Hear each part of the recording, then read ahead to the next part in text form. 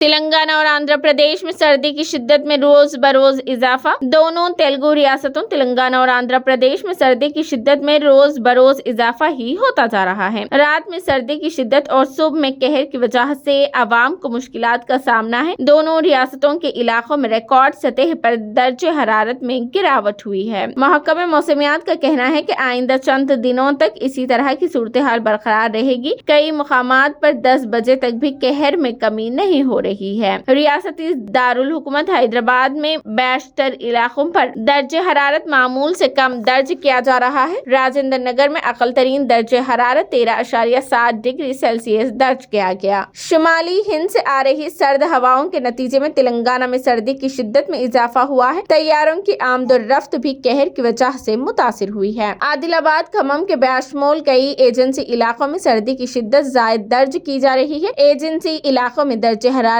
वाहिद अदद तक जा पहुंची है। एपी में भी सर्दी की शिद्दत जायद दर्ज की जा रही है और बिलखुसूस शुमाली अंधेरे के कई इलाके शदीद सर्दी से मुतासिर है। अलवरी, सीतारामराजू के चिंतापल्ली और नवाही इलाकों में अकल तरीन दर्जे हरारत 6.5 डिग्री सेल्सियस दर्ज किया गया है।